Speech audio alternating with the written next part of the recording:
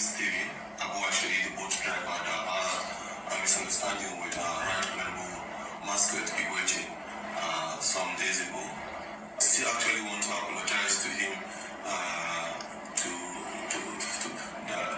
that I'm sorry for whatever I must have said or must have done to have provoked him to that level of anger.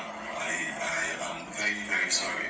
This is actually a medium where I would like to tell all Nigerians that it is not time for us to start dividing ourselves based on religious or tribe or region or anything. That we should actually come together and try to see how we can unite this nation and move the nation forward. Please, Nigerians, let's forgive and forget.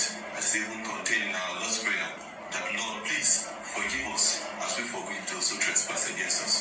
For there is no justice without forgiveness. Thank you very much. And I still want to use this medium to thank my family members, my parents, my brothers, my uncles. Nigeria, before this country go better, it could take time. This is the same person that was harassed, abused, dead. I don't care what Everything is coming back to apologize to his oppressor. I don't know what happened. Maybe they have threatened him, or maybe they paid him to come and do this. But this doesn't make any sense. If you don't know who that is the boat driver that was assaulted last week by this guy, Honorable Alex Mascot Ikwechi. Okay. VeryDarkMan, and to the boat driver. There's a big problem you have, VeryDarkMan, is the point that you do not do investigation. You are so carried away with the poor, in quotes, that you do not hear from both sides. You can never get true justice or good information if you don't listen to not listen to the both side. VeryDarkMan, you are so carried away in the bid to help the poor, in quote, and you are not getting the right things done. First of all, it is the poor that is now oppressing the rich. It is the poor that is now using emotional blackmail to bully the rich. These poor people come online to bully successful, wealthy, famous people unprovoked. And you think that when they have the opportunity to do it offline, that they would not. You heard from a boat driver. You did not hear from the honorable. Nobody is mental to just start acting. We have bullies, but with the way society and things are going this way, nobody is mental to just get up and start, bullying somebody. And if you hear all the utterances the honorable made, you will see that he was somebody that was triggered. The cab driver quickly took up his phone and started recording. Now, let's go into psychology and common sense.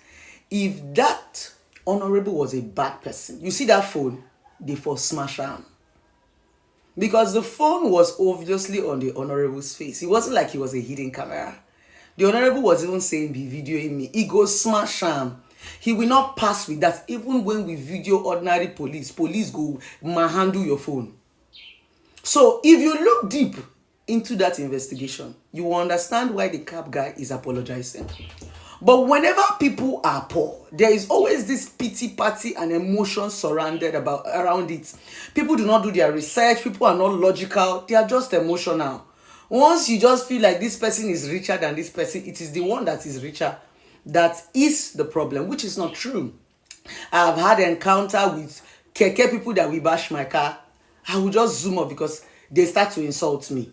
They don't tell you sorry. I've encountered Uber drivers that will insult you. They will tell you they have AC. You enter their Uber, there is no AC. I've encountered Uber drivers that would insult you just because you say you are going to this place now. And you tell them this place is a different scenarios. If it's about the poor and the rich, it is the poor that is now bullying the rich. My point is, can we make research? Can we start to hear from both sides? I started relationship counseling like a passion. I went into a lot of conflict litigation and be resolution, you know, trying to help people resolve their conflicts. And I'm going to tell you this story on this video. I was very passionate about women because I was coming from domestic violence. So to me then, I was just like VeryDarkMan. When it comes to men, I don't want to hear violence. Once I hear that you slap a woman, you beat a woman, we move. I was coming from a personal perspective. I don't want to hear from men. I was using my own point. Oh, women are soft. Women are this. Women are fragile. I was using my own experience as a young girl and just feeling like every woman went through what I went through. I do not do research. I will just spring into action. Guess what? A lot of these girls disgraced me. After they come and tell me that their boyfriends want to kill them, their boyfriends rape them, I spring into actions. I bring lawyer. They will go back to this man and come and say I want them to leave their marriage and relationship because I'm single. Same as the married people. My husband want to kill me. My husband push me from 7-story building. My husband use iron on my head. My husband did that one. I will spring into action. I do not do investigation. I already had this mindset that men are the problem. I didn't even want to hear from them. I will spring into action. At the end of the day, this woman will go back to the same man that wants to kill her and go and apologize. Then, that was when I started going professional. I started studying my professional courses. And they said, whenever they get to lectures, you need to do proper investigation. Until I came across this story. One woman just came to the police station. That was when I was working with the Nigerian Police Force Pension. She came to the police station to complain that her husband wanted to kill her. The police said, where is the evidence? Because there was no bruises, there was no mark. And you know, in this part of the world, for them to believe that you are hot, you must show them blue. They must see some sort of bruises. You have to show something. The woman said the man is abusing me mentally. Police asked her to go. There is no evidence to that. 2 weeks later, this woman actually came back with a stab of knife that her husband stabbed her and wanted to kill her. Immediately, police sprang into action and arrested the man. When they arrested this man, now me even carry the case for head. I told the man, I will jail you. I will jail you. Because after the woman came and cried, you know, do you know this man did not say a word? And it was annoying me. That man was in the cell for close to 5 to 6 days while they were doing the investigation, right? This man just wrote his statement and his statement was very brief. I think it was just 7 lines. They told him Ogabi detailed. He said that is all he has to say. All he did was he was quiet and just shaking his head. It got me very curious. He was not defensive. He did not talk, you know. I told police, I will see the end of this case.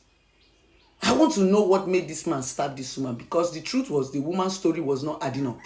So the man's action made me go back to my comfort zone to be thinking, is this man, is he a psycho? He did not explain. He did not say, oh, I did not do it, or I did it, or he was just calm.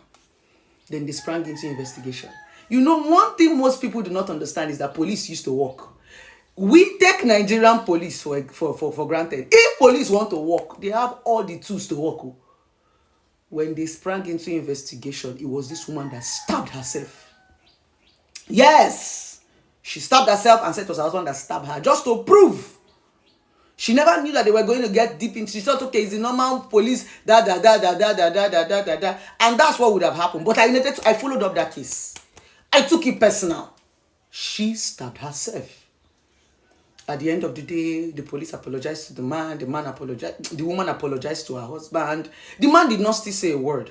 I was pissed off, and I told the man, if a woman can do this, she will go extra miles. The man smiled and said, thank you, ma. From that day, there is nothing a woman tells me that I believe that I will not hear from the other side. That is the reason why on the internet, it is always as if I'm standing for the men.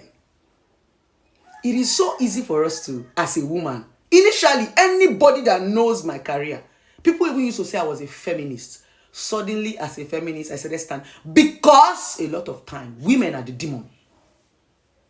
These so-called poor people are the demons. Investigate from both sides. A lot of men are suffering in marriage, but they are not talking. Same way a lot of rich people are suffering in the hands of the poor. Sometimes the rich will even keep quiet because they don't want it to look as if they are the ones bullying. A lot of rich people will play naive, will play blind. Why do you think most rich people keep security around them? That's the honest truth.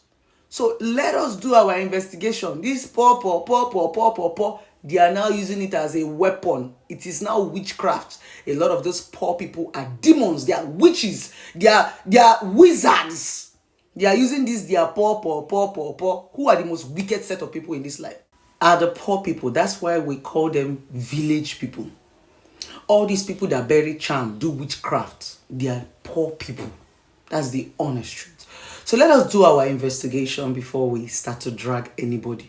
I know we are emotional in this part of the world.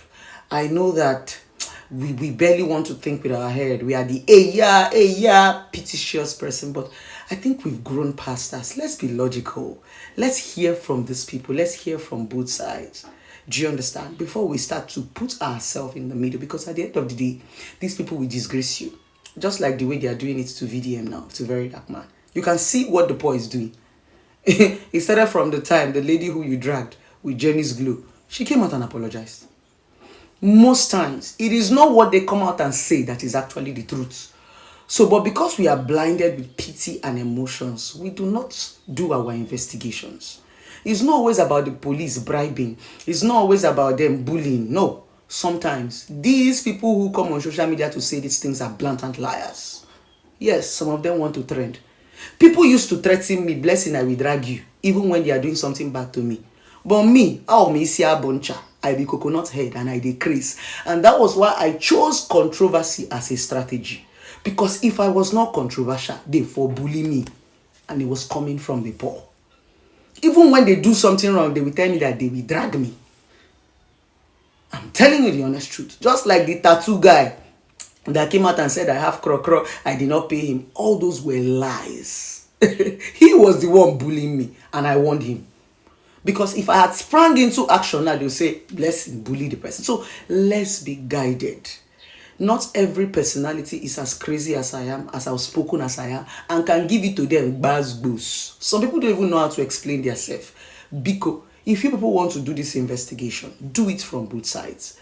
If you really have the platform, you reach out to the honorable, you reach out to the cab guy, then you match the story together and find the real truth. Don't just listen to one-sided story and start to fly with it. Nah, it's being biased, it's being emotional. Listen to both sides, then you can now analyze and get the real and factual truth. I just thought I should impute in this because I know a lot of people who are wealthy, famous, are going through a lot in the hands of the poor. Like I said, if they can come at you unprovoked online, imagine if they see you or have an opportunity with you in real life. A lot of people are waiting to attack you in real life. What they do first of all is that they provoke you. They trigger you to put you in that situation so that they can raise their camera. They will not say, see, bless you, see you, they shout, oh, hey, now because they shout on one poor man, they have triggered you.